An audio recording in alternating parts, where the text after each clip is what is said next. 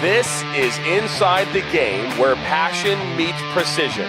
Jonathan Turner, Nathan Wangler, and John Natale are your hosts, breaking down every goal, every controversy, every match that matters. From the heart of American soccer to the global stage.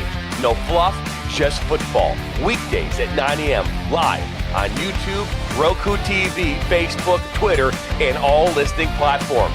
Step in, speak up, stay locked in. This is Inside the Game.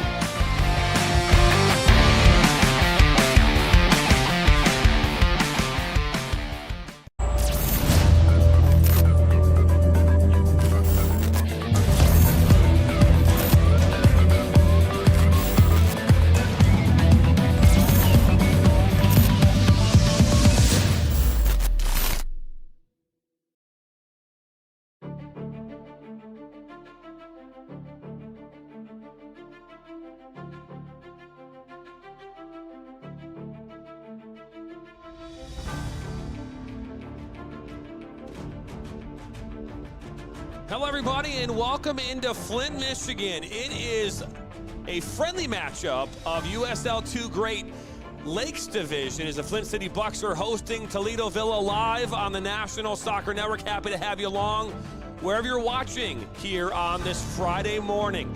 I'm Jonathan Turner alongside Dan Sickrad. Happy to have you again wherever you're watching here, whether you're watching on Roku or watching right now on our National Soccer Network YouTube channels. We'll bring you in here to the field here at Atwood Stadium. Flint City Bucks, well, we all know who they are. Flint City Bucks have been a staple in USL League 2 for many, many years. They went all the way to a conference final last year before losing to the Peoria City side that went on and fell short in their own right in the national championship game. Flint City Bucks taking on Toledo Villa, who finished third last year in the Central Conference. And I welcome in now Dan Sickrad. And Dan, let's talk about this matchup here for a moment. Well, Flint City Bucks are coming off another one of their fine seasons. They got, again, Central Conference runner-up, which is the quarterfinal opponent. They are in the Great Forest Division this year. They were in the Valley Division a year ago where they finished third. They had a reasonably quality season as well last year. They were five wins, 3 losses, and 4 ties. They outscored their opposition 18-14. The Bucks, before the postseason, they had a 39-16 scoring edge. They were a high-powered offensive team last year. Plus, they did put up 10 goals in one game against South Bend, which left the USL.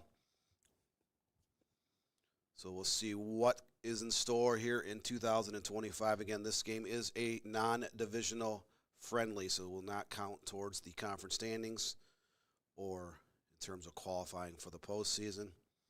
Both these teams will begin their divisional play here next week.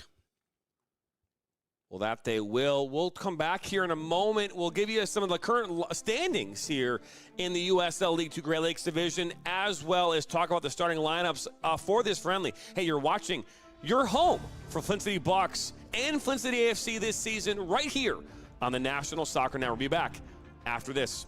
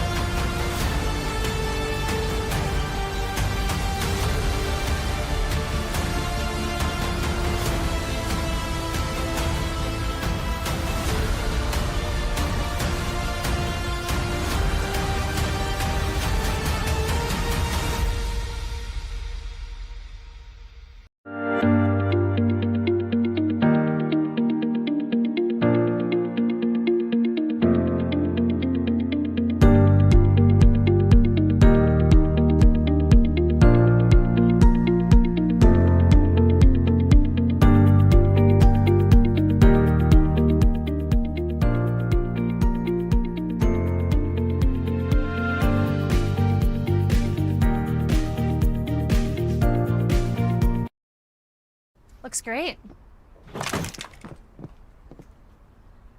Oh. When termites show up, so do we. Terminix it. Flint City AFC is back, and the movement is bigger than ever. Join the passion, the pride, and the energy as we kick off the 2025 season. It all starts Saturday, May 17th at 7 p.m., and we want you in the stands at Atwood Stadium. Don't miss a minute of the action. Get your tickets now at flintcityafc.com. This is your city, your club. Join the movement.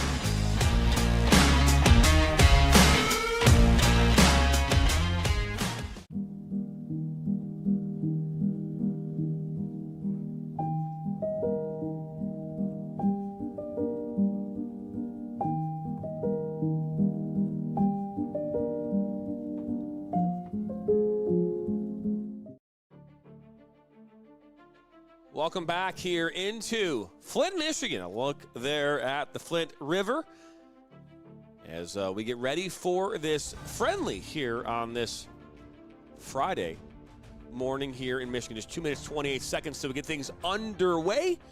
So we welcome you back into Atwood Stadium. And we've got a good one here on tap today. Beautiful day, 71 degrees. Storms rolling through here last night. A lot of tornado warnings. I didn't hear them. I just knew that they happened, and I know that you were up most of the night trying to deal with that, but, you know, here it is nonetheless. Yeah, there were tornadoes all over the lower peninsula yesterday. Between about 11 p.m. and about 2 a.m., a lot of people were woken up by those sirens and buzzing of the cell phones. But you wouldn't know it today looking around Atwood Stadium, around the state of Michigan. There is not a cloud in the sky for miles and miles.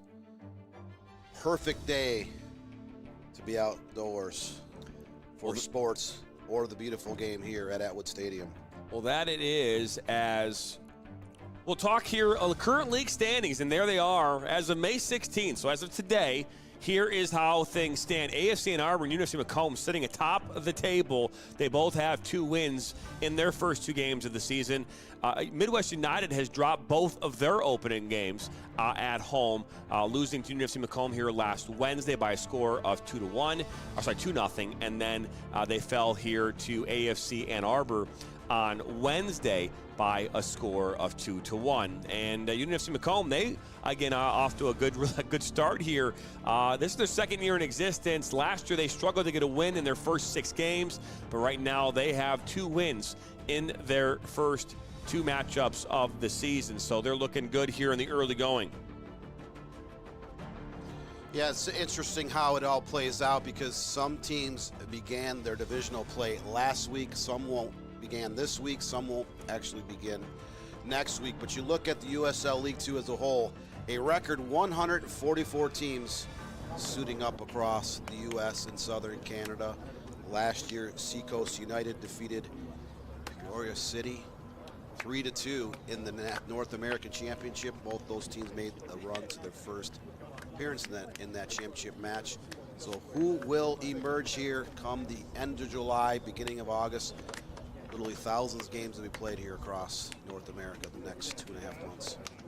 So if you are watching on YouTube, you can get involved in the chat. Matthew Capal is already involved as well. This is a welcome surprise, as well as it's a perfect day for a Bucks win, as he's got a picture of a nice rat, as the River Rats are in the fan base here of the Flint City Bucks. We also have a poll going on. 9 votes have come in so far. 78% of you say Flint will come away with the victory today. Toledo Villa coming away with 22% of your vote. So far, nobody has voted for the infamous draw. But either way, we don't want to get into that here today. Don't know really any of the parameters of today's matchup other than it's a friendly, and we have to run right afterwards because we have a ESPN broadcast to get ready for and the other 300 broadcasts that we have this weekend. So, but this game did kind of come out of nowhere for us there, Dan. Costa from the Flint City Bucks called me yesterday, said, hey, I know I sent you a calendar invite, but are we doing this game? I go, no, maybe not. But either way, we are happy to be able to bring this coverage to you here on this Friday. If it's your first time stopping by, like I said, hit that subscribe button, like us, share this with your friends and family. Sam Fisher, our camera operator today out at Atwood Stadium. We're live in our Detroit, Michigan studios here. Well, just outside Detroit, Shelby Township, Michigan is where me and Dan are sitting today in a nice air-conditioned remote environment, which is always a fun thing for us. Is moments away from getting this friendly underway. And Dan, what's the predictions here of the early going here of this season? What are your thoughts on how this is going to shape up here for both these teams? You know, it's kind of hard to say when you look at any of these games in the early part of the season because not every team has all of their players back from their college spring semesters. Players been rolling in, so you might have 30, 35, 40 teams listed on your projected roster for the season, but not all those players have been together training. So it's kind of hard to say exactly how a team might fare, especially in these first couple of weeks of the 2025 season. We're starting to get used to each other, but as the season progresses, you'll have players, more experienced players that maybe couldn't commit to the end of April, beginning of May, will be joining your roster later. That they will is about to get underway here, Dan. Let's talk starting 11s here for both these sides. In goal, Norris Schiedweiler, Chris Philbin, Will Schaefer, Jalen Lamond, Nate Schilly, Stephen LeBlanc, Will Smith, Gus Peacock, Connor O'Reilly, and Gigis Veelings are all in the 11 for the Toledo Villa as we are officially underway here from Atwood Stadium. Jonathan Turner alongside Dan Stickred on this Friday morning. USL League 2 friendly action on the National Soccer Network. Toledo Villa in their white kits going right to left on your screen, and Flint City Bucks in their all red kits going left to right as this ball makes its way deep already into Toledo Villa territory, and this ball is cleared away up and out. Lineups here today for the Flint City Bucks. In goal, familiar, Jakob Griesliak is in goal. Roman Kedgley, Ellis Jones, Paul Yaboa.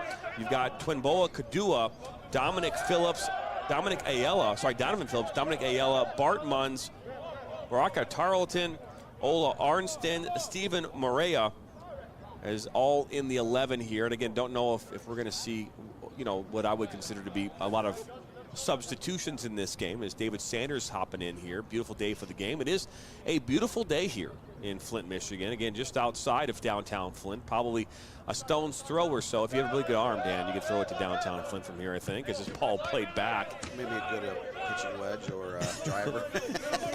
Jones into Kedgley, and they'll work this around that middle part of the pitch.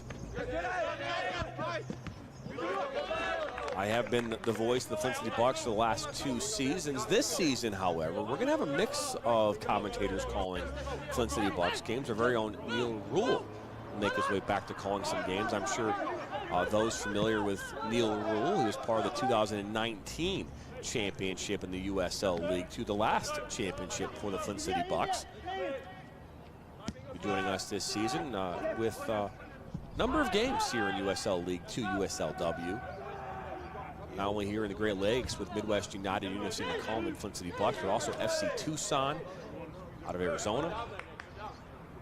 We're happy to have him join us this season as we'll see this throw-in from Kedgley's. Right back. The lineup has greatly expanded here, especially the last 6 months. We've been blessed with a multitude of play-by-play and color analysts, writers, camera operators, producers, not just here in Michigan, but joining our team from around the country, expanding more and more as we get into the spring and southern months. Look, Johnny, look at a lot of these amateur leagues. They were somewhat small. Some of them didn't exist, say, 10, 12 years ago. USL League 2. It's had different names over the years. Began back in 1995 with about 12 to 15 teams. 144 this year. It's almost doubled in less than 10 years. I believe back in 2016 there were 70 teams in the league, so 9 years later it is more than doubled. And with that, a lot of realignment. Some teams have left USL League 2, a lot of teams have joined, but 144 teams up from 129 last year. A lot of teams have switched divisions. We have a multitude of divisions throughout the 4 conferences. Those divisions range anywhere from 5 to 9 teams, depending on where you're at in the country. So first corner of the match coming up here for the Flint City Bucks.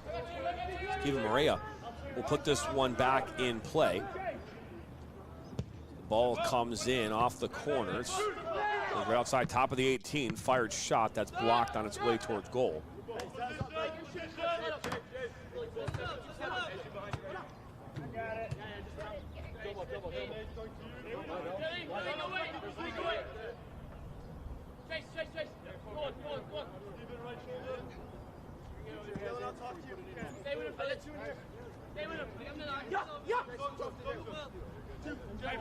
Back in by Maria. But Kedgley. Be a friendly for the Flint City Bucks, also a friendly for us. Ball all the way back to Griezliak. First time we've seen any of the players' names as they were sent to us via text this morning from Flint City Bucks. Bucks do a really good job throughout the season to make sure we have what we need in order to do our jobs properly. Class organization. Said they started play back in 1996. Dan Duggan, a huge fan of soccer here in the state of Michigan. He's been behind the scenes. You look at some of the success the Bucks have had over the last 3 decades. This is season number 30. Flint City, they started up in the Mid-Michigan Bucks when they played out at White Pine Middle School in the west of Saginaw. They moved down to Metro Detroit. They played at places like Berkeley, Livonia, Churchill, Canton. They played some games at Rochester, Stony Creek, a bunch of other places around Detroit. Then they moved the Ultimate Soccer Arenas in 2008. That was their home through the 2018 season. And then 2019, when the league switched names to USL League 2 from the Premier Developmental League, the Bucks moved up here to Flint. This is where they've been ever since.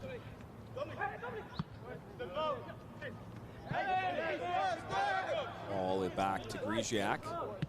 Matt Kapawa saying, you're ever back in the press box and my invite still stands, just saying. Well, yeah, I mean, the reality for us, and we talk about kind of like the development of our overall, our business model. This ball looked to go over the top. It's going to be back to Schiedweiler.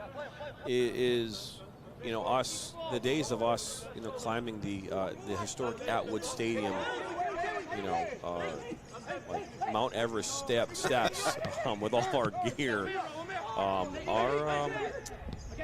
pretty much over. It's not that I don't want to go out to Flint. It's just the reality for us is me. I just got off a podcast here, not, you know, an hour ago.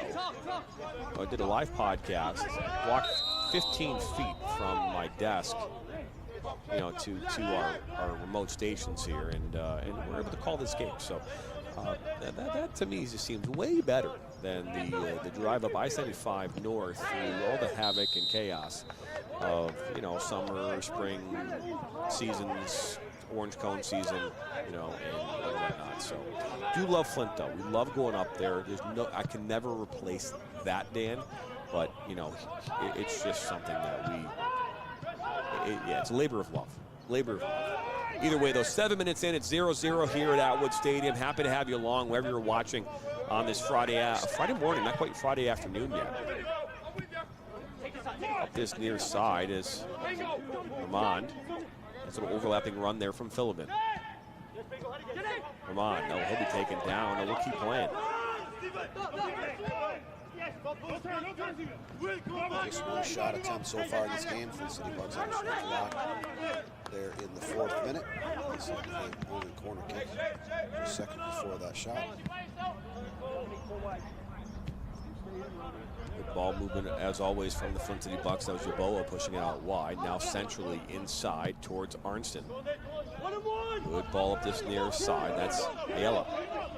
Ayala into the 18. They're looking to cross as he tries to. It's blocked right back at his feet, and he'll push it back aside to Kedgley. Kedgley, the good in-swinger. That's headed up and over from Donovan Phillips. First good attempt here of the morning. This ball is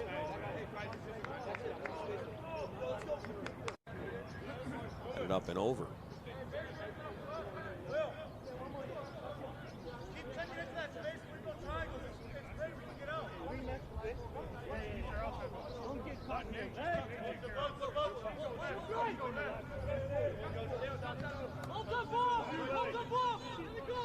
As Pride Raisers up and running, go to Flint Pride Raiser for more information. That's a great job supporting the Flint area and the communities are surrounding Flint.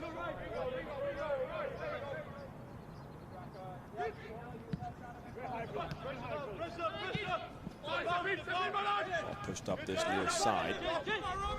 Come on, and he'll take a spill. Flint City should have their upcoming kids game here sometime. That's actually next Wednesday. They had, so I think, 6,500 kids from Tennessee coming beyond attended a game for free last year. They had packed lunches for every kid in attendance.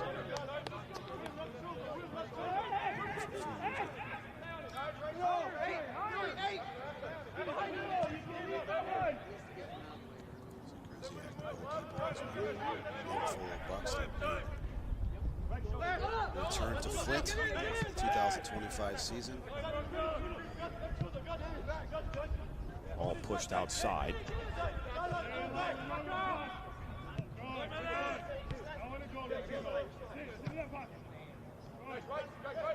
And we talk about it a lot, Dan, you know, when it comes to in regards to Flint specifically, is, you know, the style of play that they do in fact have. And, you know, Paul Doro, who's the head coach here at Flint, and does a great job of, and obviously just taking on that new role as the head coach of the Oak University men's soccer side to play in the Horizon League. This team does a really good job of maintaining possession. They're a team that will outpossess probably 95% of their opponents. They're real big into, you know, getting the ball, you know, inside, then looking outside, looking to go back inside, then a nice big switch, like big ball over the top like you're seeing here. Good to run onto this now. Look at a good little turn. Is now Maria puts one just wide. And now look at this one here. Again, it starts with that big ball. Maria, nice little fake with the left foot, and that one just pushes to the outside of the goal.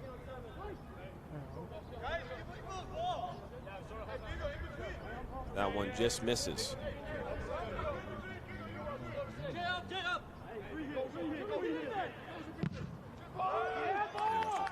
Chasing down that long ball. One fluid motion, did a 180 spin and left footed shot just wide of target, but the Bucks are starting to press once again here in the 12th minute. 3-0 on total shots. Nothing on target as of yet. Have kept the ball pretty much out of the possession of Toledo Villa here in the first 11.5 minutes. Toledo, no shots or no corners thus far. You take a look at Flint City's roster, and they do have a handful of guys who played in some games last year.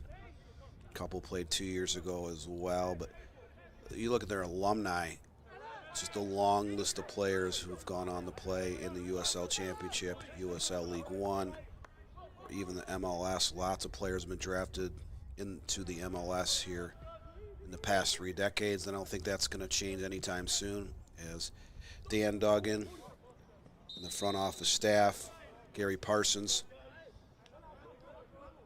they do a great job of not just identifying talent here in the state of Michigan, but they keep a watchful eye throughout the entire college season each fall around the country. They've been very successful about bringing players in to take up residency for 3 or 4 months in the spring and summer to play for the Bucks. And players do want to come here. They have such a strong tradition of not just making the playoffs. There's only been, I think, 2 or 3 years they have not made the postseason. They have gone on to win 4 North American championships. The most recent one was back in 2019. That was a game actually played here in Flint. They also have a pair of runners-up in several Final Fours and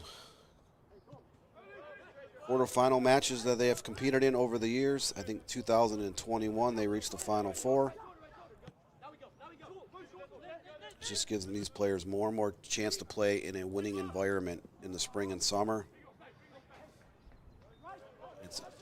showcase their talents in front of scouts as well. Good ball played into the box there just a moment ago, intended there for Ayala.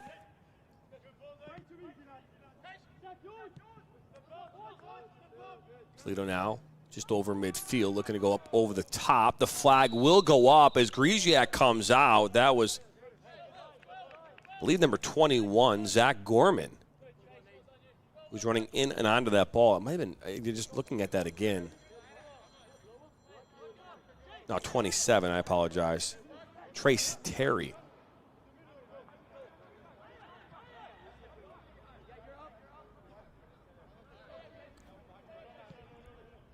That's a second offside of the game. One for each side so far in this one. Dan, you're my official statistician.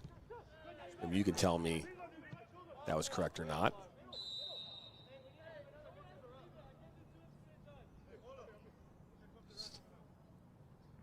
3-1 on total shots. 15th minute.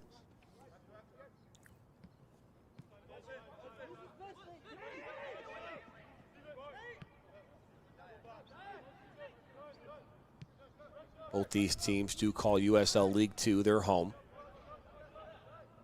Talk about it quite a bit of leagues in this country as this ball is knocked up and out. Last touch off of Arnston.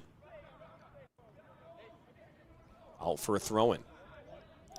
Now 4 divisions in the Central Conference, ranging from 7 to 9 teams apiece. There's 8 in the Great Lakes Division, where the Flint City Bucks have called home for many of years.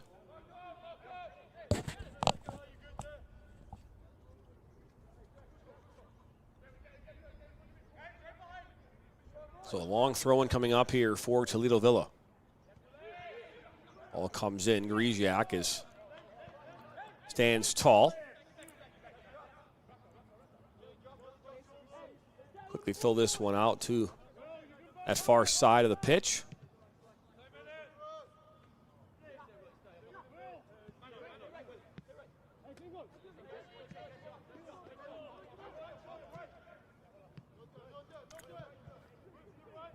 Aronson pushes it out wide again.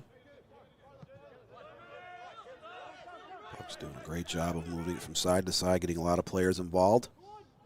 Again, looking to go big over the top. This is one of the things, again, the Bucks will do. They'll play around with it in the back, move it around, switch point of attack, and then go up over the top. Kedgley looking to thread the needle. Look at this as now Munns, and great work by the goaltender and Schiedweiler.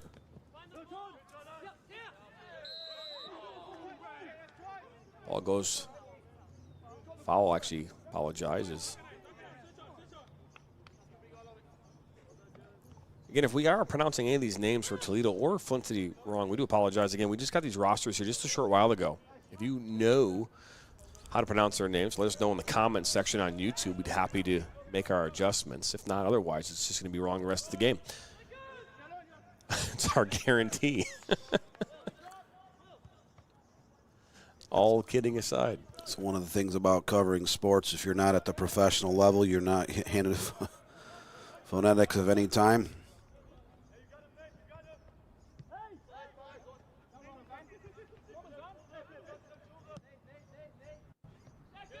To go up top again. Headed away by Toledo Villa and picked right back up. Up this near side, Lermont. He'll make his way up. Nice overlapping run coming from Schaefer. Schaefer will receive the ball with his left foot. Good slide tackle defensively by the Flint City Bucks. Well, shoved there at the end as this ball goes up and out. See the Bucks bench. Close to 35 young men already signed for the 2025 season. Once you get into divisional play, you can only dress 18 players per game. So coaches will traditionally bring in 30, 40 guys to train with your side throughout late April, through May and June and July, hoping to make that postseason. Players, not all players are available early, like we talked about in the pregame, beginning of the seasons. Not everyone is in town for the respective teams. Finishing up, their spring semesters, some requirements on their respective college campuses. Flint City does house some of their players who come from out of state in dormitories just down the road here at Kettering University.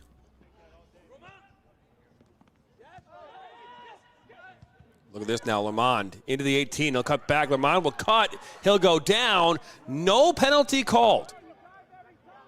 That is the right call, too, Dan. Let's take another look at it right here. He cuts inside, tries to go through two defenders, and it's good defensive work. Yellow shaking and baking, do a little bit of dance. Great defensive play by the Bucks. Not necessarily a great defensive play of letting Aiello get into the box there for a few seconds, as you can see the referee addressing a couple of Toledo Villa players.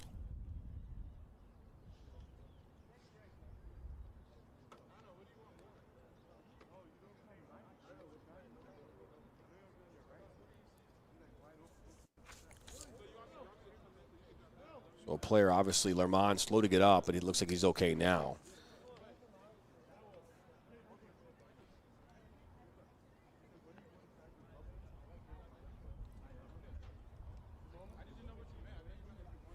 So there's 20 minutes into this game. It's 0-0. So far, the better of the chances have come from the Flint City Bucks, but there's nothing to show for it for either side. Not uncommon in the early going of a new season is both teams here, and like all teams, trying to figure out how they're going to score goals and who's going to be the one that does most of the heavy lifting. Some teams do it by committee, others do it by a couple players. And Flint City over the years have had a number of quality players that have been able to help them score goals in the masses.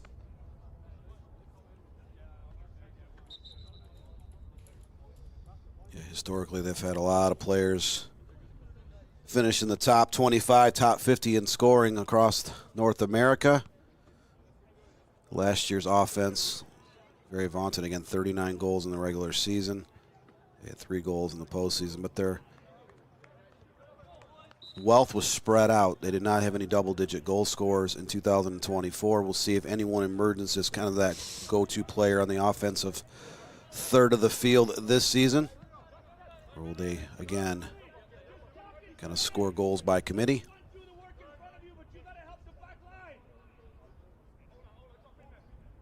If you are watching on YouTube right now, we love that you're doing that, but we also have a Roku TV channel. And if you want to watch this game on your Roku TV, all you have to do is go into your TV settings on Roku, download the National Soccer Network app, and watch this game or all of the games that we do all season long on your Roku TV. As this ball, it's a hard tackle there by number 15 and Ola Arnston. Ball thrown in by Shuley.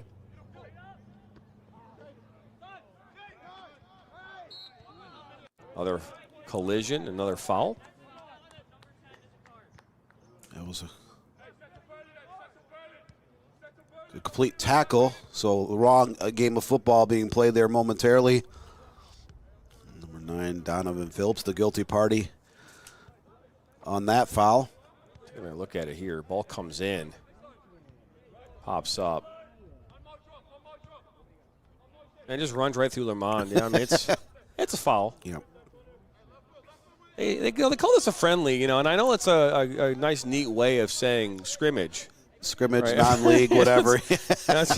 Doesn't mean that you're actually going to be friendly on the field. I mean, I don't know if that qualifies it or not, but taken by Will Schaefer. And this is a USL crossover, so these two teams play in different divisions. This game will not count towards the conference standings whatsoever. I'm not sure how that wasn't a foul, but all up right in the middle of the park, right at midfield. In this game playing at Kettering University, Atwood Stadium, the home of the Flint City Bucks since 2019 when they moved here from United Wholesale Mortgage Sports Complex. This ball up top, it's not able to track that one down, was Donovan Phillips.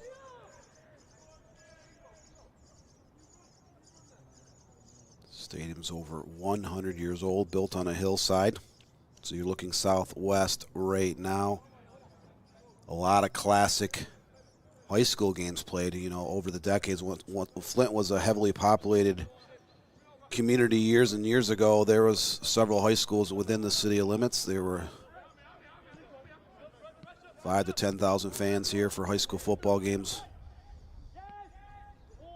Flint Powers Catholic uses this stadium as well for soccer, lacrosse, and football.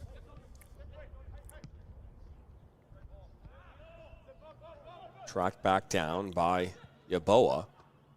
All the way back down to Griziak. If you're watching on YouTube, want to get involved in the comments, all you got to do is just subscribe. It's really that simple. But the other part of this, too, is let us know where you're watching and who you're rooting for. All right, so far, we've got 19 votes have come in so far. As this ball over the top, look at this, tracking it down. And a shot from distance that goes just wide. That was Kadua. Taking another look at this one. Is a beautiful ball over the top. And just could not get enough onto that pressure at the end there. From Toledo. Looked like Kadua took an extra stride before he tried to uncork that shot. Not a ton of pace on that, but the Bucks threatening once again. 5-1 on total shots here in the just crossed into the 26th minute.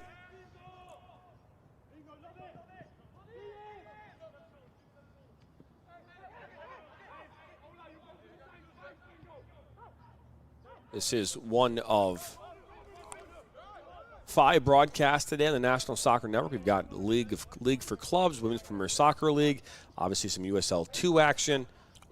Kedgley's this ball played in, and Schiedweiler is there to make the grab and immediately throws it up. And here we go in transition for Toledo Villa. Up that far side. Ball that can go into the middle.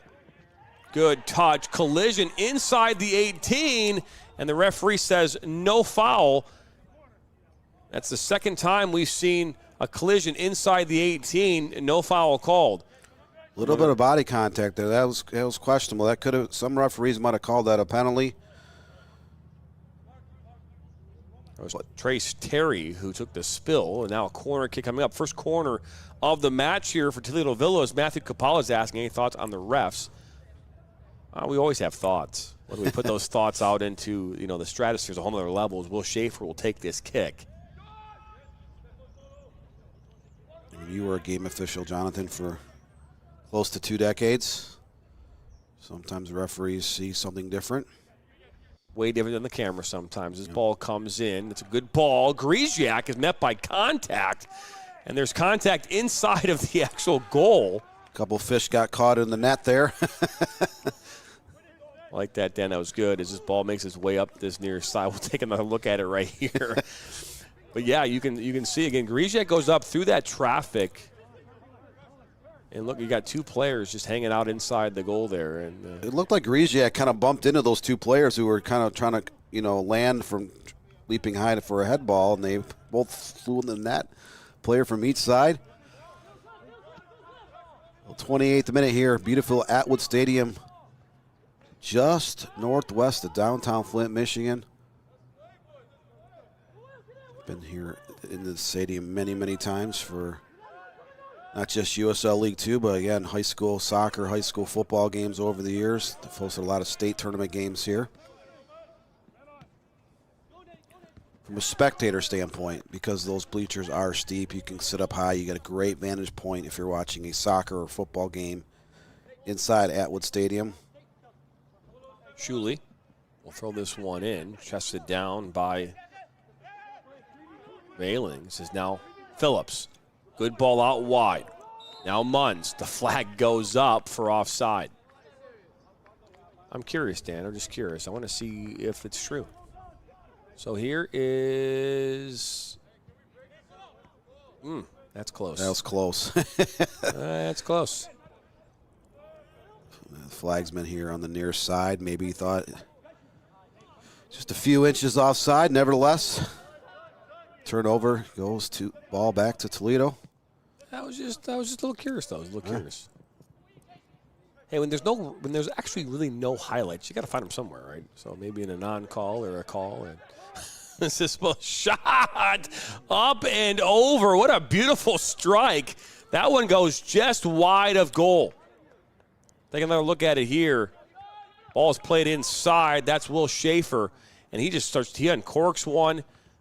Close to 30 yards out. And just wide of that goal. Kind of just above that upper 90. I mean, that ball is maybe half a foot lower. That might have hit the framework or even bounced into the upper 90 there. Great strike, close to 30 yards out. Best scoring chance of the game thus far for Toledo Villa. What I will tell you is something that we will be adding into our broadcast this season. I have tested it. It is effective. It will work. We'll be telestrating. We'll be able to actually draw on the screen during our matches this season, so we'll be pulling those out here. I think we're actually going to start doing that tomorrow night, and maybe even later tonight as well, as my iPad is currently charging. It does all done through an iPad, which is fantastic. But that will be a new thing we add this season into our broadcasts for all the games that we do. So we'll have a chance to draw the line. You know, maybe the infamous line for offside, be able to maybe show a run or an angle, things like that. As this ball is given away right back to Toledo Villa. Look at this, a little counterattack. Lermont. No, he takes a one-time shot, and that goes wide. You're talking about games tonight, tomorrow, Sunday, and beyond. Not just USL League 2 and USLW League. We got the UPSL, American Premier Soccer League, the League for Clubs, a new men's soccer league which has close to 50 teams around the country. The Women's Premier Soccer League, they have close to 150 teams as well. A lot of their games. I guess, Dan, they're doing 30-minute halves here, Dan. I guess so they didn't inform us of what this was going to be, but they're doing 30-minute halves. But that's okay. So we'll just. I thought it was a little bit not warm enough for a water break. I was like, that was kind of odd that 31 minutes in, the referee blows his whistle. It's all right. Hey, it's halftime. It is a beautiful day for soccer. Don't go anywhere. Second half coming up after this. You're watching USL League 2 crossover friendly right here on the National Soccer Network.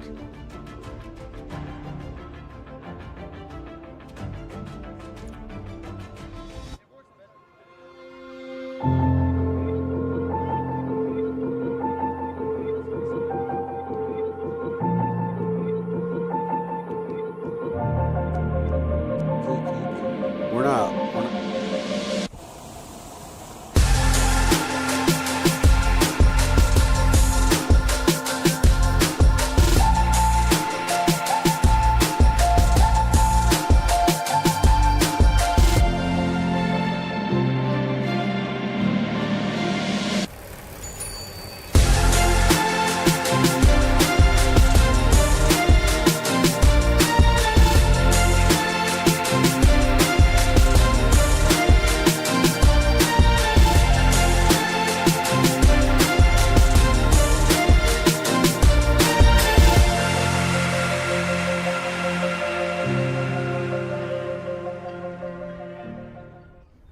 Go get it, Doug.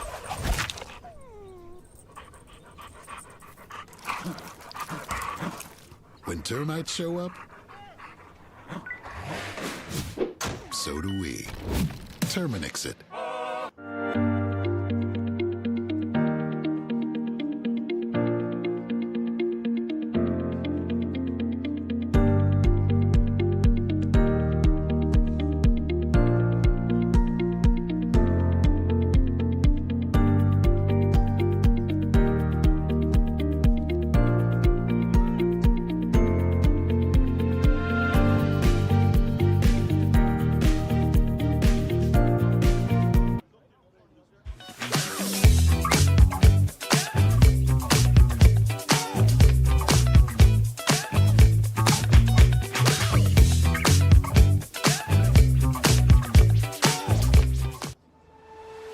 Whether you're a beginner coach or a seasoned professional, one thing remains the same: the passion to teach and inspire the next generation of players. Now imagine a place where you could share your coaching knowledge, connect with others, and create a lasting impact. Welcome to the ultimate coaching community, where coaches from all levels can create and share their own courses. Whether you have years of experience or you're just getting started, this is your chance to make your voice heard. Create your own personalized courses, share drills, strategies, and tips, and watch as your knowledge reaches coaches from all corners of the soccer world. With a platform designed for sharing, learning, and growing, you're not just teaching the game, you're creating a community of like-minded coaches, all striving to be the best they can be. Together, we'll elevate the game and support one another to be better, stronger coaches.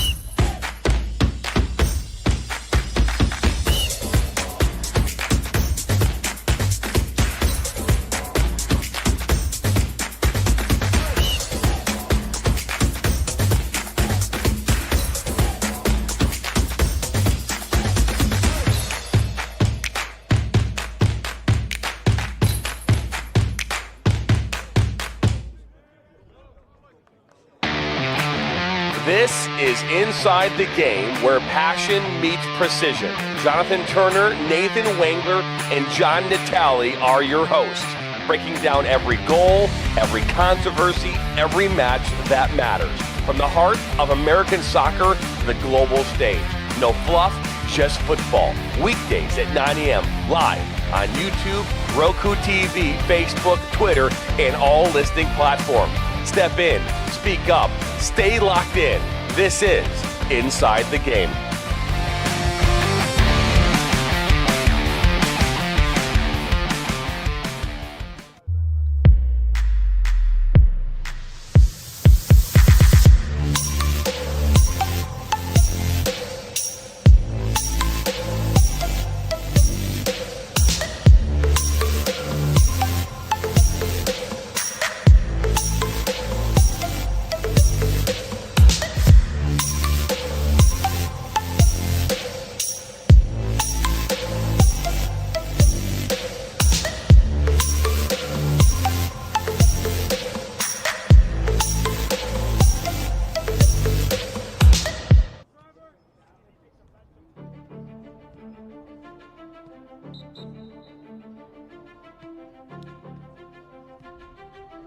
Welcome back into Atwood Stadium. It's Friday, it's beautiful, and what's better than beauty and a weekend and some soccer? I don't think anything better than that, but either way, we're happy to have you along, wherever you're watching. We were just informed that is 3 30-minute halves, so we'll do the trifecta. The trifecta. We'll do the unorthodox here today. We'll still make it 90.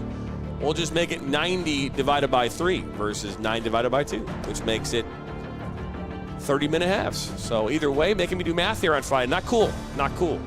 You know. I was told there'd be no math involved into the debate. End of let's say what do we call this? End of period. What? Now they figured they maybe play the hockey style just a little bit with 3 End periods. of period 1. There we go. But again, this is a non-conference friendly, so I guess this game does not count toward any standings whatsoever. So just more of a trial run to see what you have. Both teams dressing a lot more than the 18 restriction for USL League Two regular season matches. We are back underway here for this second period, not third period. I want to make sure that's important. Jonathan Turner alongside Dan Stickrett. Happy to have you along.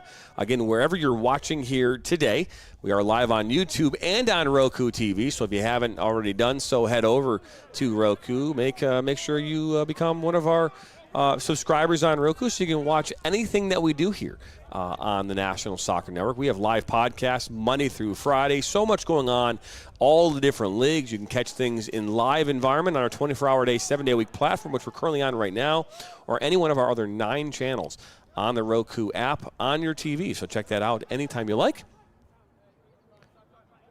So we are 0-0 here at Atwood Stadium in Flint, Michigan. Toledo Villa. All up this near side. They continue to go right to left on your screen, and they're all white kids. Felix Tom. A one-time out wide to Schaefer. Tracked down by the end line. Back out to Tom.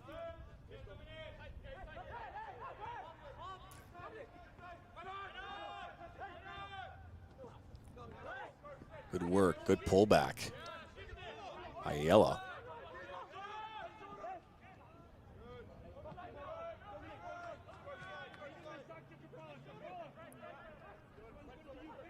Tarleton. Tarleton, one of the handful of players the Flint City Bucks brought back for this 2025 season. Look at this ball. Here we go. Ayala.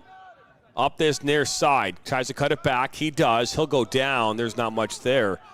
Just trying to took a spill. I think he wants a foul, but you're not going to get it there. You tripped over your own feet. That's not going to warrant a We did have one change for the Bucks. Out is Donovan Phillips, and in is Thomas Rambalt.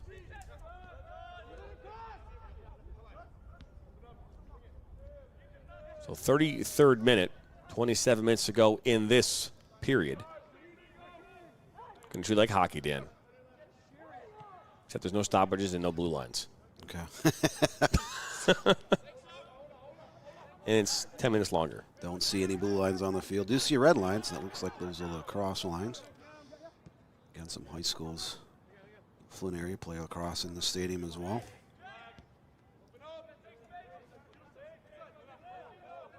Well, no problem working the ball around now. It's one back. Look at this. That ball's trying to be forced up the middle. Out comes the goalkeeper. Just getting text messages from them on site about any changes that were made. Dashes are in, stars are out. So I think we have a new goalkeeper.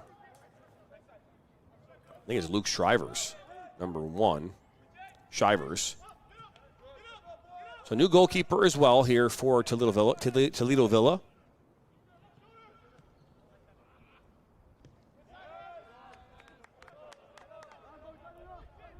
All pushed away.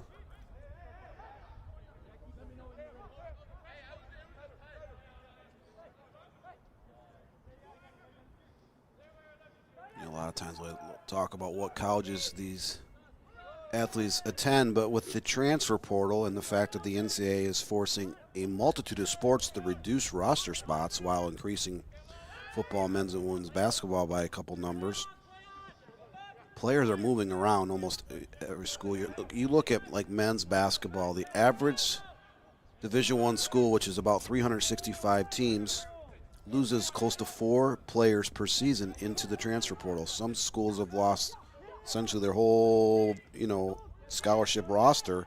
Ayala on the ball here near side. Ball put into the 18. Good touch. Oh, just couldn't get that back towards top of the 18. Is now Kadua. Pushed out wide. Tarleton, good overlapping run up that far side. Now the ball put into the 18 and goes just over Shivers. Take another look at that one here.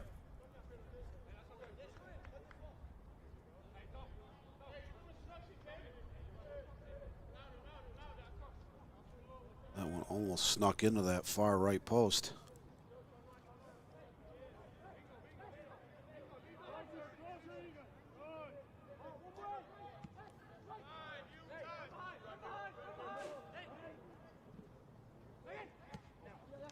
people doing a stairs workout here in the stands during the game. Hard collision here on the near side as free kick coming up here for Flint City.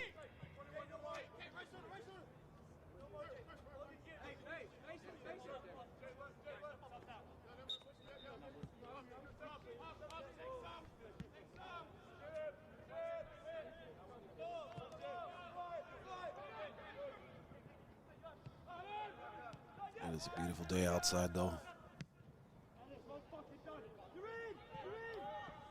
Out comes Shivers. Good win for him.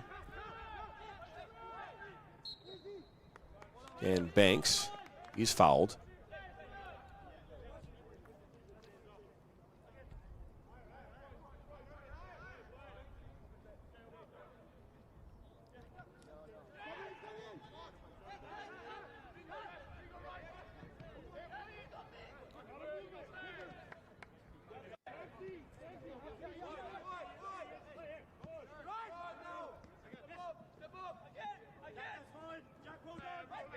All played back.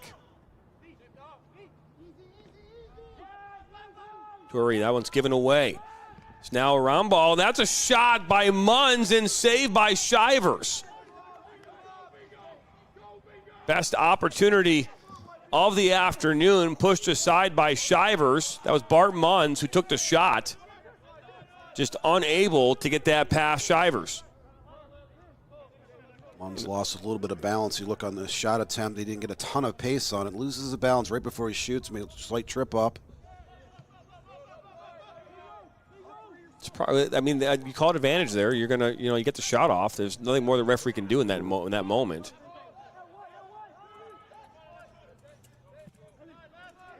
It's just the slightest bit of contact. Keep Munns from really getting a hold of that shot, but another opportunity coming up. Look at this. Munns makes his way, slots it across, back post, it in! Steven Maria with an open goal gives Flint City a 1-0 lead. A long ball served down to Munns on that right side. He slots it into the middle. Apologize about that. Here is the replay in its entirety now. That goal coming in the 38th minute. Puts it across towards that back post. And one time past Shivers, Steven Maria.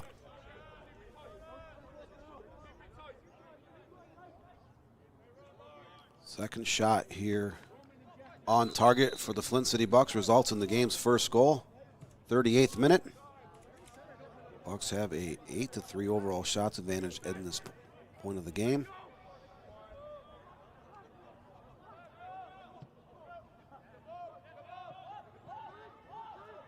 Up that far side. Player goes down for Flint City. You know, that goal here just a minute ago kind of came out of the backfield. Number 3, Roman Kedgley sends a long serve off that right side. He had a ton of space. As a right back, sent it long to Bart Munns, who slotted into the middle. Stefan Maria. So the Bucks using the entire field to get that goal.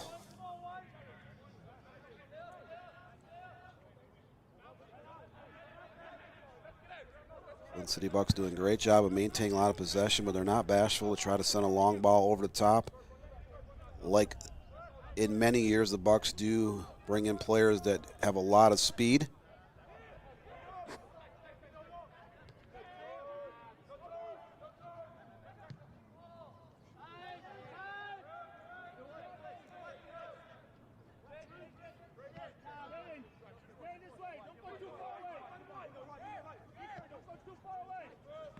Now Felix Tom. Played it into Mitch Dryden.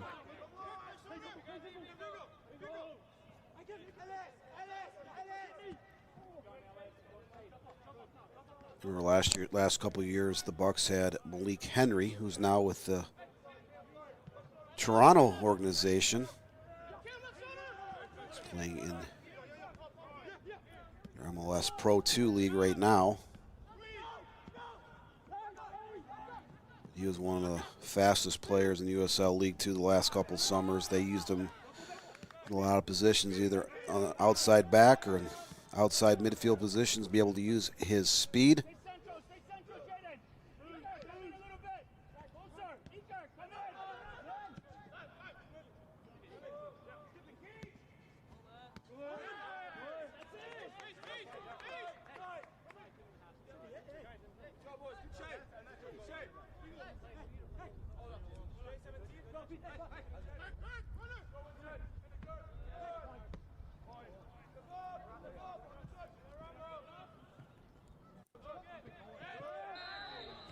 Right at midfield is a collision.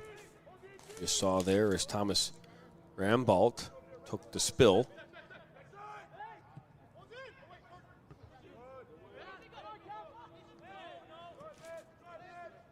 Pull continues to grow. Jose Silos.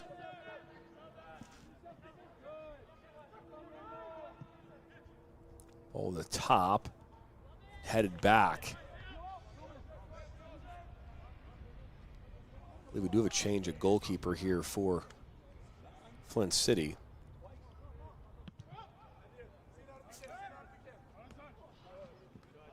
I wasn't told who it was. Bucks have 3 goalkeepers listed on the roster so far. Jamie Berry, Gerardo Fonte are the other ones listed on their master roster. And I don't have it. They usually send me a text. I don't have a text from them saying that they made a change in goal. Was this ball just outside the 18 put back in?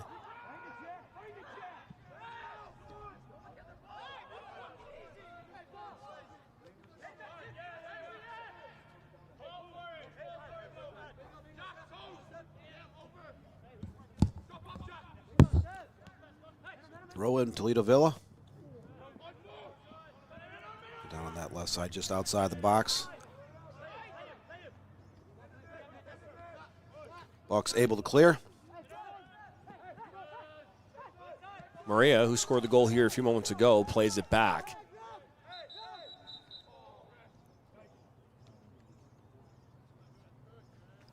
The player is down. It looks like that might be maybe Schaefer. If not, it might be Dryden. Nope. Dryden standing up still. Actually, that's going to be Cam Torito. Jinx, buy me a Coke. Oh, you just brought back memories to my childhood. Everything was Jinx for years and years and years. Every time someone said something at the same time. My kids play this game where if you get Jinx, you can't talk. Yeah, that's how it was. And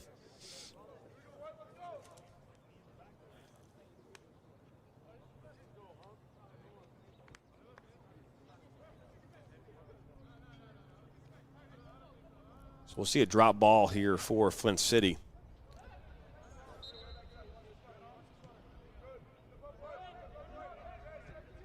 free attendance here today. Not much of a fan base. This is a closed game. Oh, is it a closed game? Yeah, closed. Saw a few people in the stands, but not closed for the YouTube though. Last touched off of Cyrus Conley.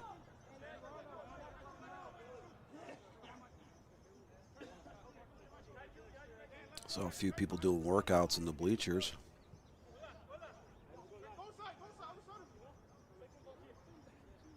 So the ball is thrown in up this near side. Moreira takes a spill. Now the ball at the feet of Tom, and last touched off of Jack Roman.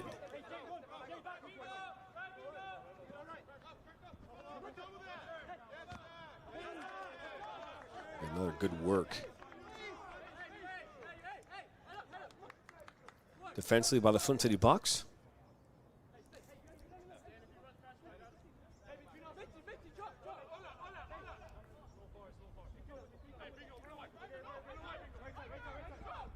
So 15 minutes ago in this second period. Ball maybe thought we played back. It's not.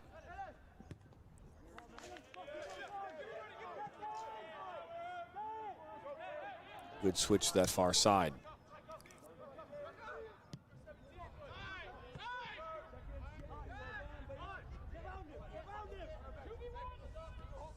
Roman. Now Munns, the overlapping run. He won't get it. Bucks being very methodical, very patient, moving the ball from side to side, getting everyone involved. They can't find a passing lane. Switch Look at this fields. ball. That's a great ball and a save by Shiver, but he was offside.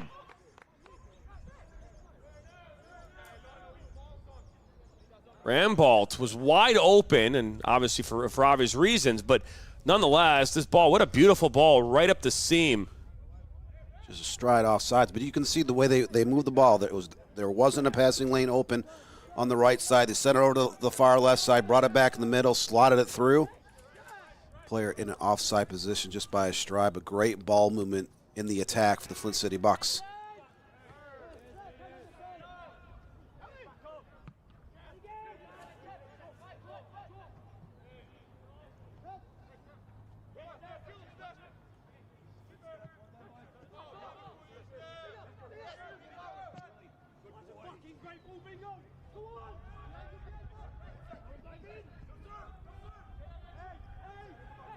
Munns, just outside the 18, will play it back. Kedgley. Kedgley's involved in that goal here back in the 38th minute. Where ball over the top looking for Munns, passed in the slot to Maria, and that's your scoring so far in this game as Kedgley tried to go through not one, not two, but three defenders. Pocket was picked. Good job getting it back was Arnston. Carlton. Rambolt, and just couldn't find his target in the middle of the park in Arnston, and now good interception. Kedgley. Little back heel, good work. Now Roman finding Munns. Middle of the park. Maria looked to go to Rambolt, and that was played to the left of him. The flag goes up, though, for offside. So third time in this game so far, the Flint City Bucks whistle for offside. Here in the 48th minute. Now we just crossed in the 49th as the Bucks make a couple of changes.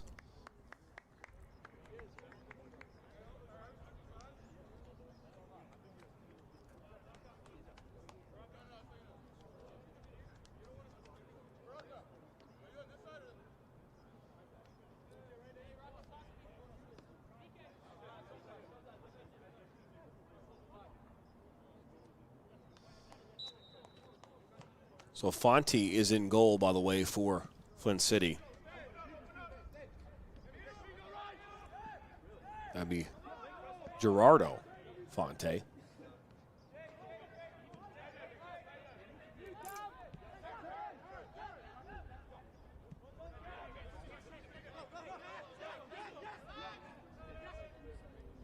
Early in the broadcast, we were talking about how some teams don't have all their roster players training with their respective teams. You'll see the same thing once we get into July. When you get into the postseason, sometimes colleges will mandate players come back to campus, so players won't be able to finish a postseason run with the team they competed for in the last few months. Teams will carry 30, 35, 40 players per summer. Look at this ball put across by Rambolt, and looking maybe there for Shane Renshaw. Actually, yeah. Problem is we were given a roster and it got kind of broken up there.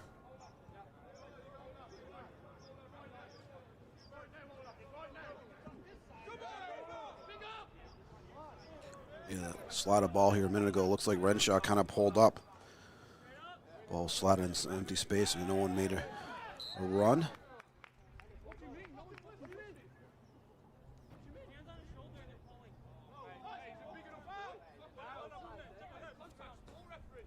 Look there at Braca.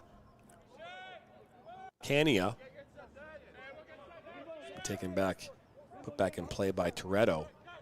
I don't know if there's any affiliation with him and Dom Toretto from Fast and Furious 1 through 10. I doubt it. This ball played in. Out comes Fonte through traffic, and it goes to the open goal. And they're going to call foul, though. So a foul was called. Let's take another look at this one here. So this goal, I don't think it's going to count.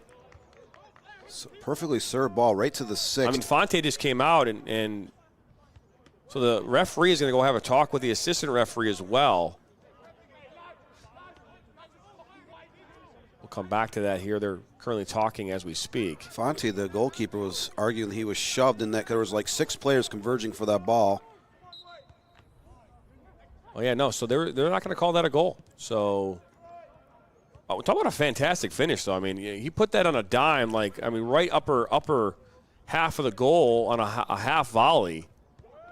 You know, maybe you don't want to take a full-on strike with an open goal like that. You might put it up and over, and, I mean, he didn't. And now a yellow card will be shown. Frustration started to mount against Toledo Villa. There was those 2 questionable calls inside the box in the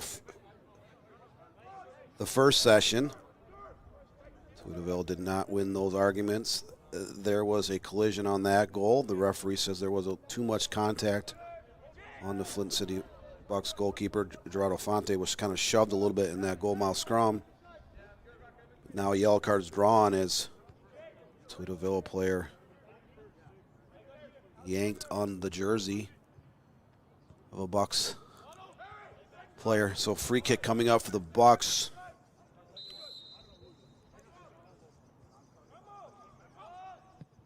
Ball comes in, headed away. That's a foul.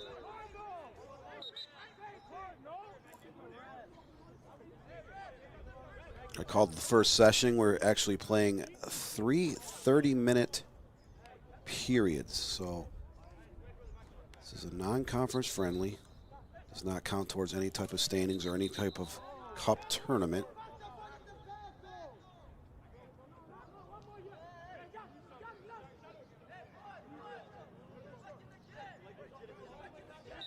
The fouls are starting to pick up. There was hardly any fouls called in that first period. Now here in the second, already 5 fouls against. Our total fouls in this period, 3 against Toledo, 2 against Flint City. 54th minute.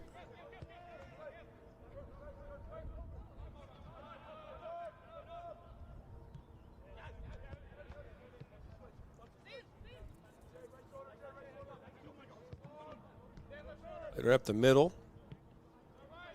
Kadua. Up that far side. Big switch this near side. Settled down by Cania. One back by Villa. Tom. Good little give and go. Up this near side. Dryden tries to cut inside. Met by pressure. Cania's right there. Can't get through the both defenders. We'll keep playing.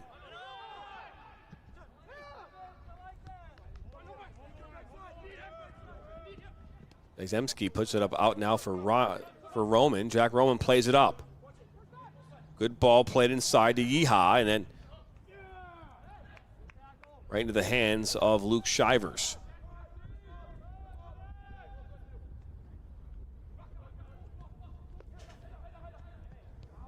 Looking to go over the top, and a good touch, but one back.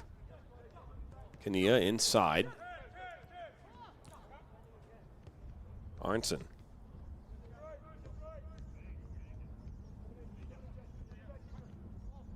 Over the top and right in the hands of Shivers. Flag to go up.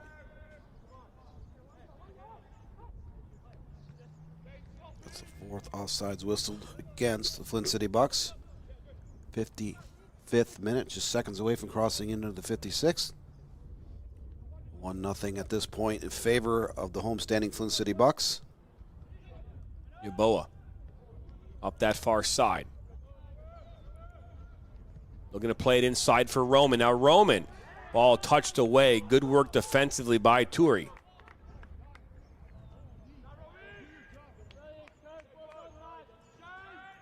Fantastic ball, just unable to get there. It's great work by Kerfala Turi. Under 4 minutes ago here in this second period. Flint City Bucks getting on the board with a 38th minute goal from number 17, Steven Morea. Ball inside again. Looking to go out wide. Finally does. Kania. Good ball into the 18. Roman down by the end line. Looks to slide it across. Draws the corner. This will be the second corner kick of the match coming up for the Flint City Bucks in the 57th minute. The Bucks up 1-0, courtesy of a 38th minute goal. Stefan Morea. So Omar Yaya will take this kick. This is only the second corner of the match for the Flint City Bucks. That would be correct.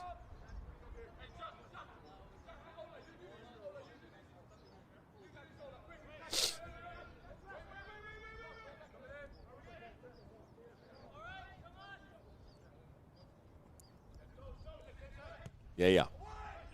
Good ball. Popped right back up in the air. Send it back down by Yaya. Keeps it at his feet. Plays it back.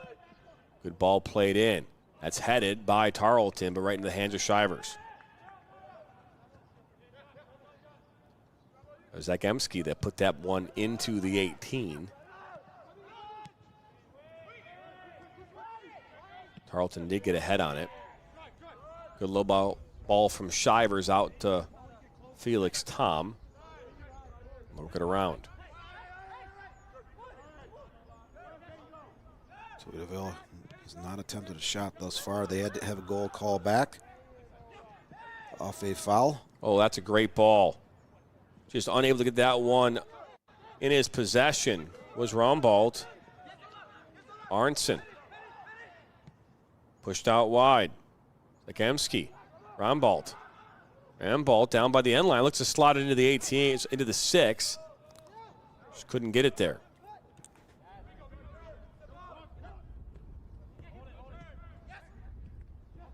Good back heel from Villa on that play. As this ball up this near side. Felix Tom in a collision with Kania. Turi. Plays it back.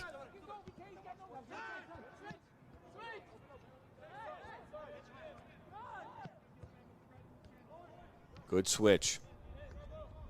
Settled down.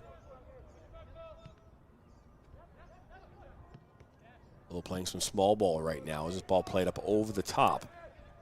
Good run on to the ball. Down goes, I believe, Mitch Dryden. Again, no foul.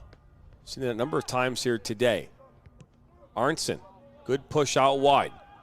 Rambold looks to slot it in. He's looking towards Yaya, and this will last touch off of Villa and out for a corner kick. So the third corner of the match coming up here for Flint City with under a minute to go here in this second period.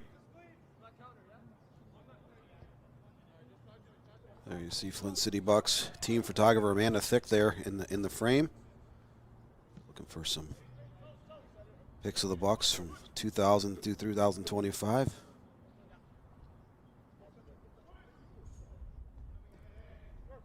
This pic is the source.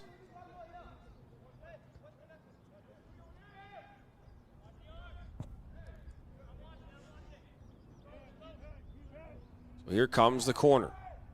It's driven in, and that's headed away.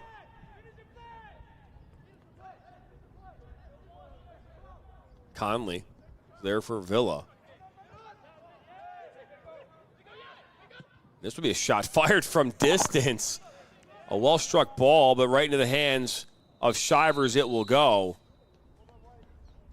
And that will end this second period, and it's 1-0 here in favor of the Flint City Bucks. It was this goal right here. Nice ball over the top. As Munns runs onto it and slots it across for a wide open Maria. It's 1-0 after the end of the second period. We'll step aside. You're watching Flint City Bucks, the home of the Flint City Bucks on the National Soccer Network.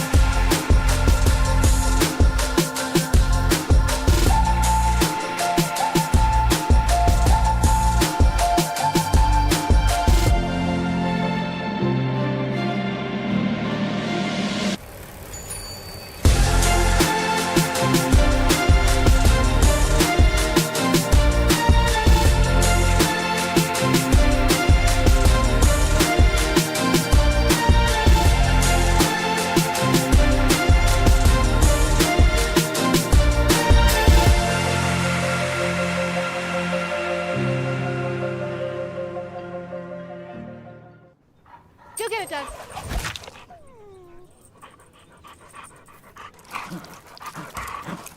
When termites show up,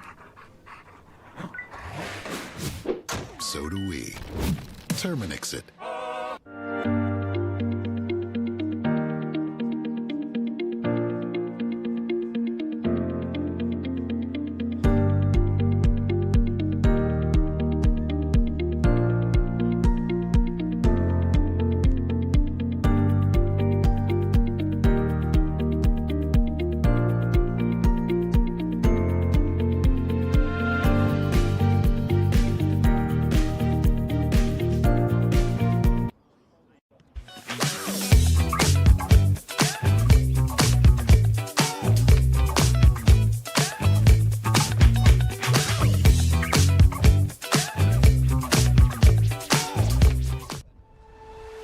Whether you're a beginner coach or a seasoned professional, one thing remains the same: the passion to teach and inspire the next generation of players.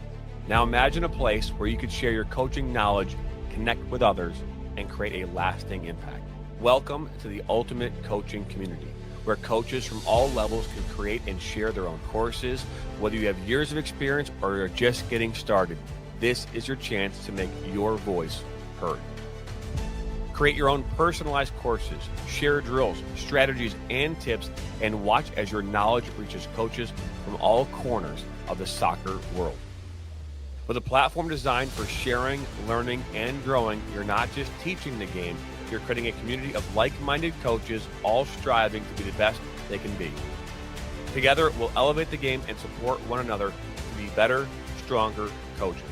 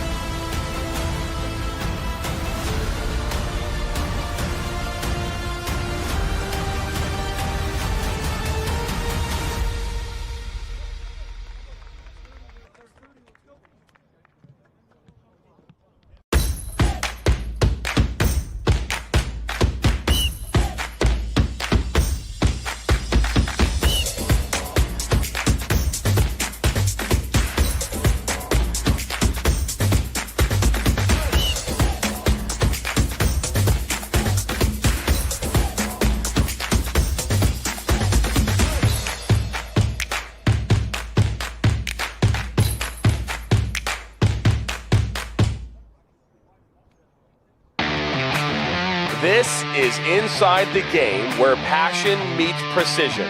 Jonathan Turner, Nathan Wengler, and John Natale are your hosts, breaking down every goal, every controversy, every match that matters. From the heart of American soccer to the global stage. No fluff, just football. Weekdays at 9 a.m. live on YouTube, Roku TV, Facebook, Twitter, and all listening platforms. Step in, speak up, stay locked in. This is Inside the Game.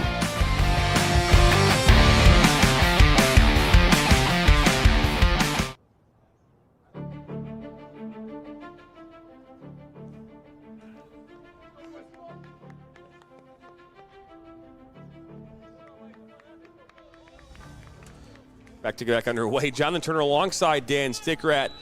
So we get ready to go here with this third period of this USL League 2 friendly. Jonathan Turner, I said, alongside Dan Stickrat. Flint City Bucks look to get underway. Their USL League 2 season begins here this upcoming Wednesday when they have their kids game at 11 a.m. Ball out wide. Ball pulled back and then a shot, but the flag did go up. Will not count. So sixth time in this game, the Flint City Bucks whistle for a player in the onside position or offside position. If they start whistling players for being onside, Dan, we're in trouble. Yeah.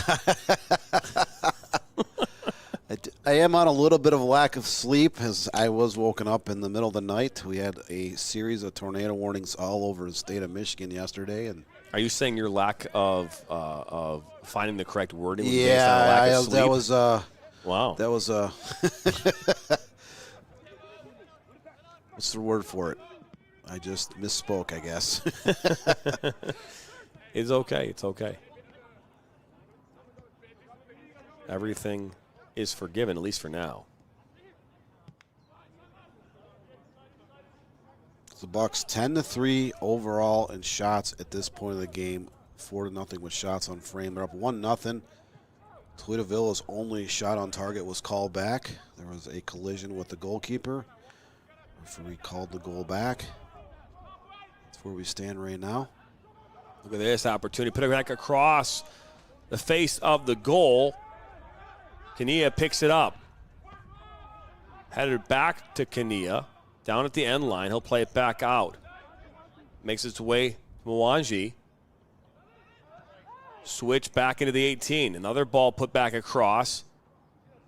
Sylvain was there. Now ball makes its way to Kania. Good move, but unfortunately runs out of real estate. Bucks doing a great job, though. They never gave up possession there for a good 30 seconds. They moved it back and forth at both sides of the box. Keep getting players' touches. No shot attempts during that attack.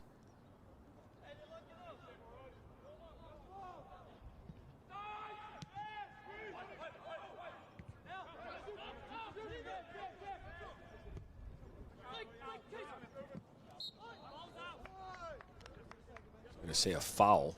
Looks that way at least.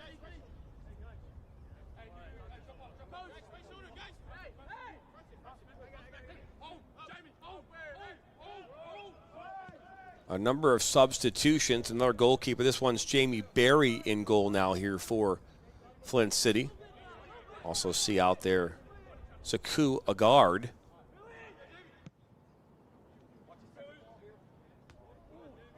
Kania gets a good touch. Will he be able to keep it on the pitch? No, he cannot. Ball makes its way out of touch. A goal kick coming up.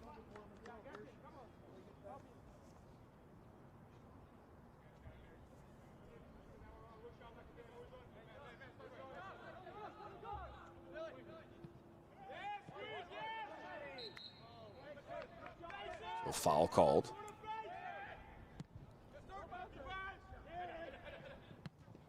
Ball pops up from Barry.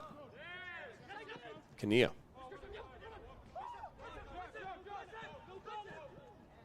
Sylvain. Yeah. Oh, puts this one across. Slotted and shot and saved by Sam Cross.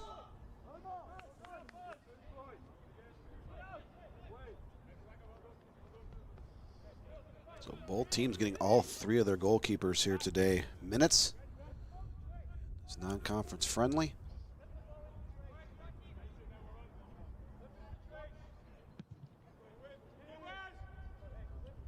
Promise I'll have that replay in a moment. Wow, Barry's Barry's not afraid to come off his line. No, he's been standing 35, 40 yards out in front of the goal twice here in this last period. Again, 3 30-minute periods in this friendly.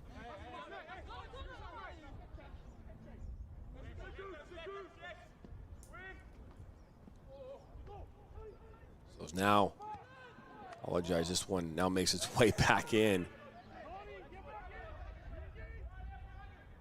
Down by the end line, looking to cross this in. Good work by Tarleton, and this one cleared up. Tarleton was on the roster last year. Saw some increased minutes later in the season. They're going to look for his experience this year.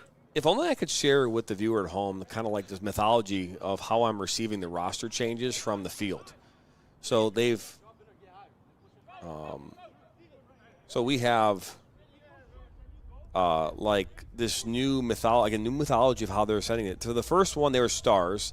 Then they decided to do dashes, and now there's ovals to determine who's on the field. So they've adopted 3 different ways for me to understand who is on the pitch. So you got ovals and stars and dashes. So it's I appreciate it. See, they're going back to hieroglyphics here. Using symbols to communicate.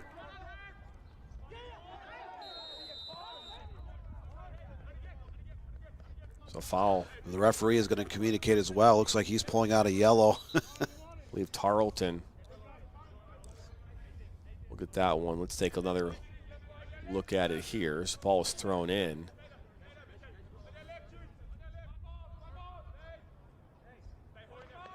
Yeah, a nice little hold. Little hold, little shove, little up tap.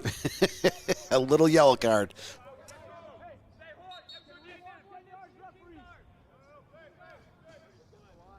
First yellow issued against the Flint City Bucks. Toledo had one here about 20 minutes ago as well.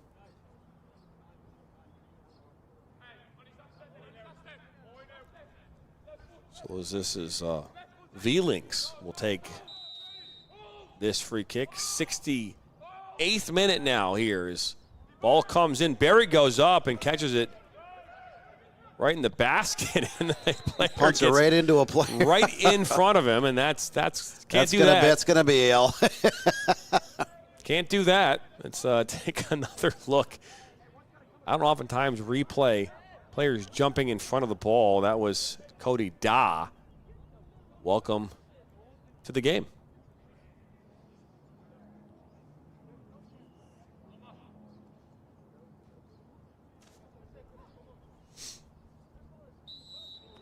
You don't see that happen too many times at the upper levels of soccer. The referee did not hesitate to bring out a yellow card on that play. Little shove from Yaya. Two-handed shove is now another foul called. Fall start a mass against Flint City Bucks. 4th time here in the last 8 minutes of play. They've been whistled for a foul.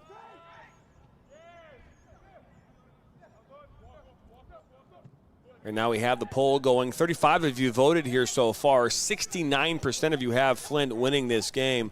29% have Villa winning this game. As this ball up this near side. Tracked down by Philbin.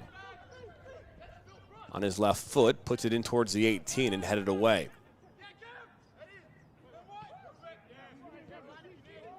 Sylvain pushes it up, and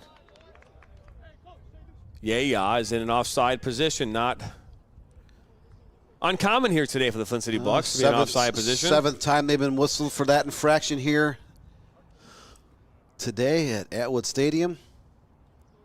A little bit of timing issue on some of those runs off the long ball.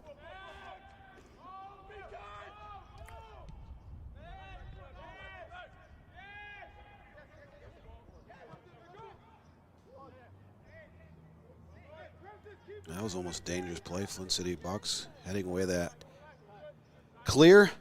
Sam Cross, the goalkeeper for Toledo, picking the ball out of midair. We'll look at it right here. If this is the place you want to make mistakes, that's good. It's a good place to make mistakes, right? Because you start getting into the Great Lakes, into your season. You don't. The margin for error is not a very good one. I mean, you've only got. I mean, obviously you got 14 games here in the Great Lakes division. I don't know how many games they have in the other division. Is this ball played up? It's a good ball into the 18. Player goes down. That was Cody Dodd involved in that initial play. Let's take another look at this one here, Dan. A lot of body contact once again inside the box. Players from both teams kind of colliding there. Looked like their feet got tangled up. I don't think there was anything intentional. I think just a couple legs got locked up there as the ball was sent through the box. I think that was Connor O'Reilly that took that spill inside the 18. As Philbin will throw this one in. Is headed away now by Muanji. Vailings looking for Philbin. Settle back down. Sylvain. Good slide tackle. Toretto. We have verified that he is not related to Dom Toretto of Fast and Furious. That has been verified. As if you needed true verification on that, but you never know. His Toledo Villa is a family.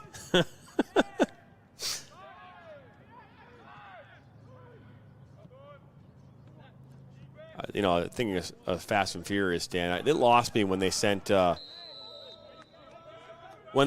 crew to space. That's when it got me. That was when I was no longer a fan. I mean, I'm obviously you cannot not be a fan of Fast and Furious, but I'm just this flag will go up once again. When you start sending, what do you call it? Civilians who in their own right, have made some really big strides in technology and getting cars and whatnot. But you start sending a car into space, you lose me.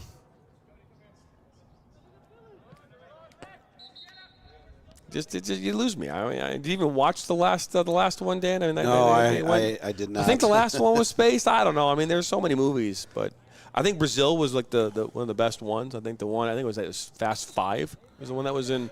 Fast and Furious is not like Rocky. You start losing count and remembering which ones you saw and which ones you didn't. I mean, they just made a new Final Destination. I think they call it Bloodline now. So it's like coming after family members 25 years later. Or something. Yes. While we're at it, why don't we just bring back Jaws? I mean, Jaws had 3 or 4 parts back in the 70s and 80s. So the original Jaws. I know they're planning another Star Wars movie. Something to do about Jedi's years after the Skywalker saga came to an end. Ball is cleared away. 73rd minute, just about 17 minutes to go. You're watching Flint City Bucks and Toledo Villa on the National Soccer Network. Sylvain up this near side over midfield. You watch a friendly like this, and both teams are going to, evaluate what they saw on the field here today. For Flint City Bucks, they've had timing issues. They've had 8 offside whistled against them today. Timing, making the runs. Also, defensively, the Flint City Bucks have done a great job, but they've also flirted with a little bit of fire. There's been 3 or 4 plays inside the box where this referee said there was not a penalty. However, if they do the same thing in their next game, which would be a USL League 2 contest in the Great Lakes Division, and a different official might say otherwise. Wow, Barry is just testing the waters here today. Take a look at this one. I mean, the ball comes back. I mean, he's under pressure. He decides to try to take on the attacker and then just lays one off. A nice little gimme to Cody Daw, and thank goodness he was fouled on the way. That was a very generous offering by the referee because another official might not call that foul, and that's in the back of the net. So Barry looking to be, they have 3 goalkeepers on their master roster for this season. Of course you want playing time. Make a little mistake like that and give up a goal, something where you could just simply clear it out of harm's way. That could cause you to find some time not on the active roster or on the bench in a backup role. Philippot now down by the end line, and that one's knocked out for a corner. Fourth corner of the match coming up here for Flint City. Philippot, a local Flint area resident. You know, Dan, we just saw a tremendous drop-off in views, and I think it's because people went to lunch. I think it's like, you know, I think they all took off, went to lunch. It's getting close to that time. Take another look here at the goal that was scored here by Flint City back here in that second period. Might have to cut it short because this corner. There it is. We are back live now. Here's the ball, comes in. And a shot from top of the 18 through traffic is blocked. I believe that shot was taken by Zakemski.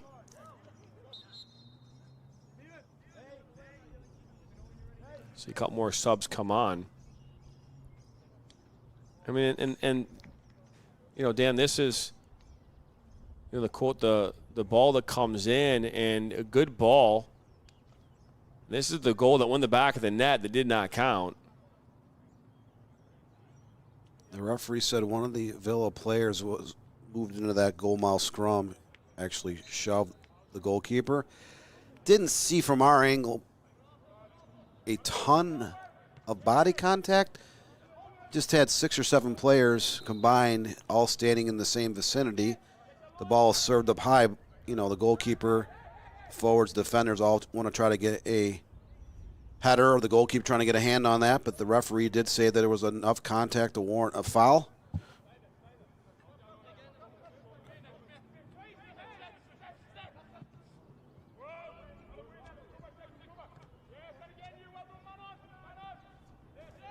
Collision.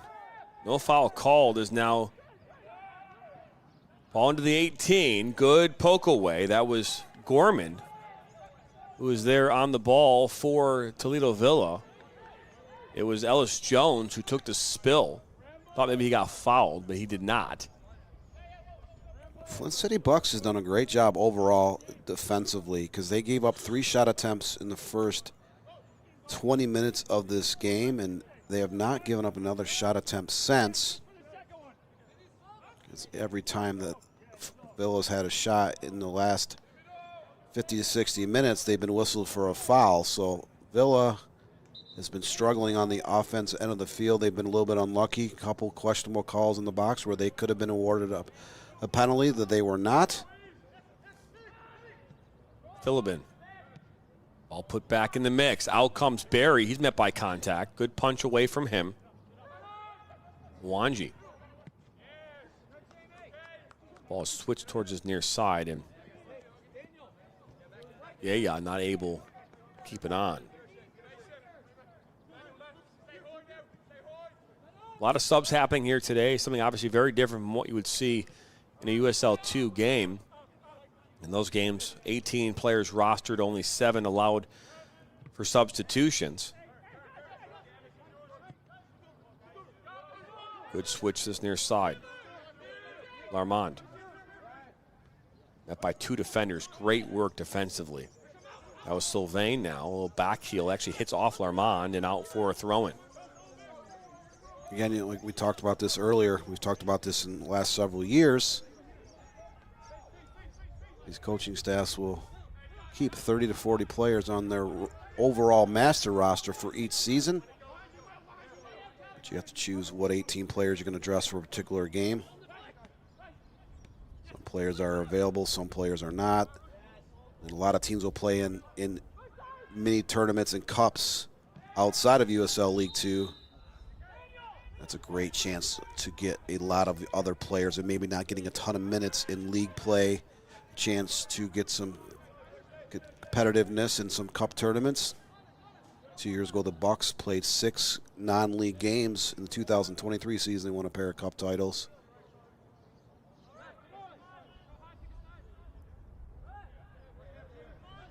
You know, I talked to Midwest United coach Luke Ruff here last week. They've already signed 34 players. Looks like the Bucks have 33 on their roster thus far.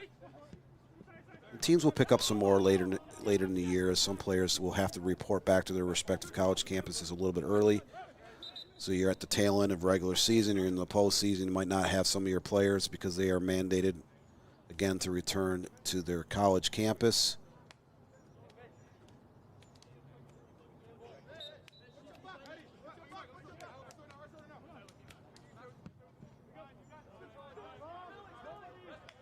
'80th minute, 10 minutes ago in this friendly. Jonathan Turner alongside Dan Stickrat. 1-0 here in favor of Flint City, a 38th minute goal. All the difference. Steven Morea is the one that put it into the open net, assisted by Bart Munns.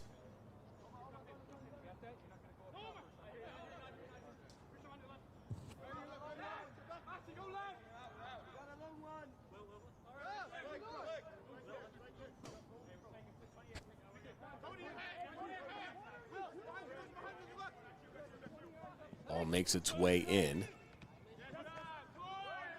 Kania plays the ball inside. Wanji. Look to switch it to this side. He does. Sylvain will track it down. All by his lonesome. Into the 18. On his right foot, ball low.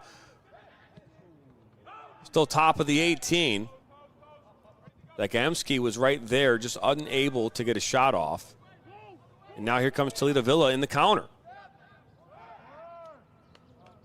This one makes its way out of play and out for a goal kick. Actually, it might be a corner kick coming up for Toledo Villa. You're right, actually, Dan. We'll see another substitution. Shane Renshaw will make his way in. So he looks like Jalan Lermond running over to that southwest corner of Atwood Stadium and take the corner kick. They have not had a corner since about 10 to 15 minutes into the match.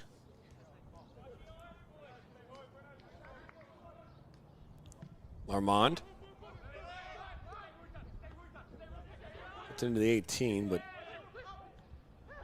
too high. Kania.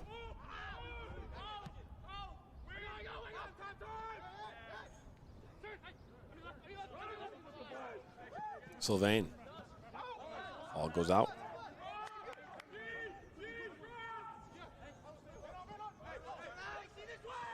'83rd minute, still 1-0 in favor of the Flint City Bucks. They have dominated the statistical categories. 12-3 in total shots. 5-0 with shots on frame. Again, Toledo Villa did have a goal called back. A shoving foul inside the box. And all three of their shots came in the first 20 minutes of action. So Flint City Bucks have controlled a lot of the play. Their defense has been very good in this game. Yeah. Will slot one into the 18. Looking for Philippot. Now look at this ball into space. Renshaw gives it the ball to Lermond. Now Lermond! And just like that, the equalizer in the 84th minute, it's 1-1. So first technical shot on frame by Toledo Villa here in the 84th minute results in a game-tying goal. This was just a little bit of carelessness on the Flint City Bucks, kind of knocking the ball around, and Lermond was in there for the steal. He breaks away into open space, cashes in his paycheck on a Friday afternoon. We're all level at one apiece.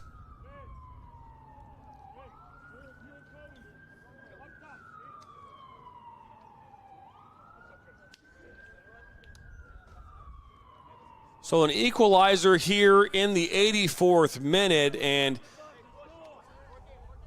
again, we talked about mistakes, and you can talk about what happened there. You know, you saw Shane Renshaw step into that center back role, ball coming in, just a challenge. Wasn't able to collect that one cleanly, and Toledo Villa have life here. Phil can maintain their momentum. Finally breaking through with that first shot on goal and the game-tying goal as well.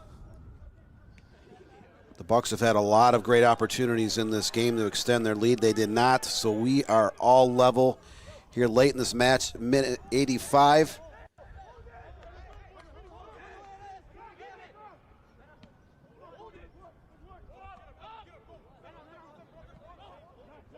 All teams playing a ton of players here today. Looked like both sides had well over 20 players dressed for today's game. Gorman. Good defensive work. Oh, is Sylvain just unable to really turn on that ball. Dan Banks.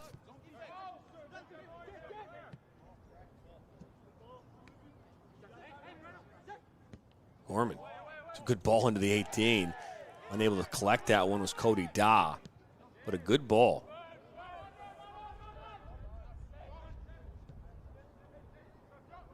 A guard pushes it out wide. Under 4 minutes to go in this game. Zagemski looking to switch the point of attack. Yeah. Good ball to Sylvan! Just like that, Flint City responds 2 minutes later. Gershom Sylvain gets the goal. It's 2-1. You talk about making amends for your mistakes. The Bucks gave up a goal here just 2 minutes ago on the attack. Yaya on that far side slots it in the middle. And Gershon Sylvain, one of the handful of returnees for the Flint City Bucks, heads it home at the doorstep from close range, and they are now up 2-1 late in this friendly here at Atwood Stadium. So, again, you give up a goal, a costly mistake, but you make up for it. You get the ball downfield in a hurry. You create an opportunity to make sure you finish it. So Flint City Bucks back on top 2-1.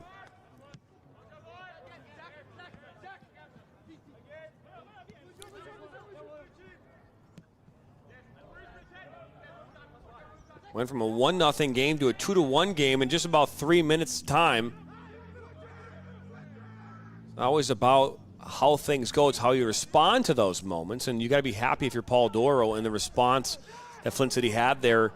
And when they allowed that goal here 2 minutes ago, and then to capitalizing on an opportunity 2 minutes later. So that is how you can grow as a team. As this ball is played inside. Philippot out wide. Yeah, and they're going to say offside.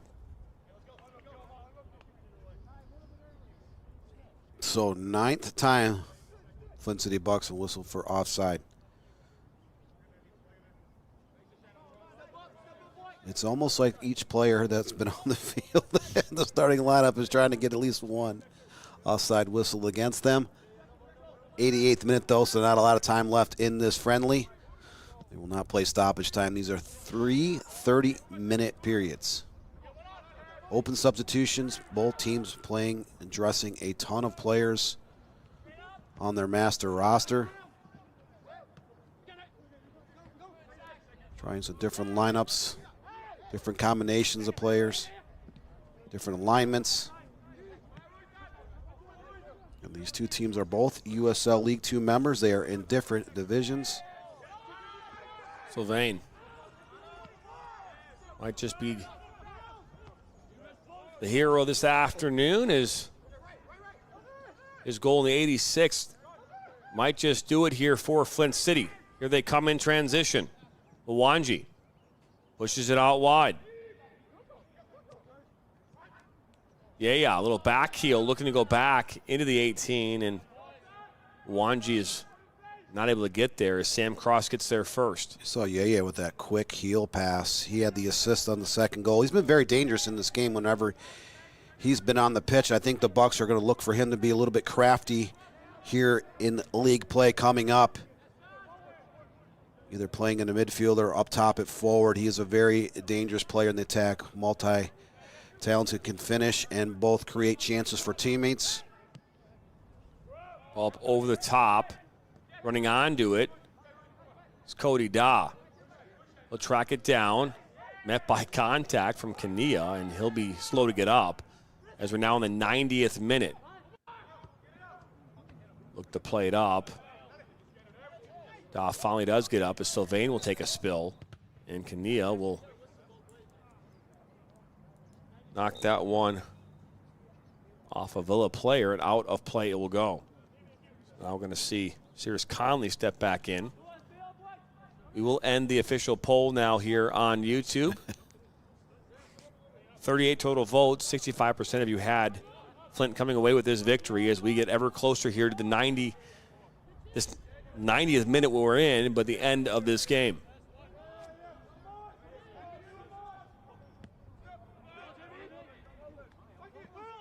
Big ball looking to go over the top.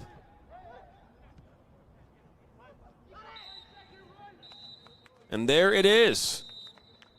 This game is come to its conclusion, and the Flint City Bucks, I would say, not stealing a victory here this afternoon. Well earned, but made it very theatrical on its way. We take a look here, Dan, at how this game kind of got started here. Here's a look at the first goal of the afternoon. Great ball over the top. Bart Munns slots it across to an open Steven Morea, who puts it home.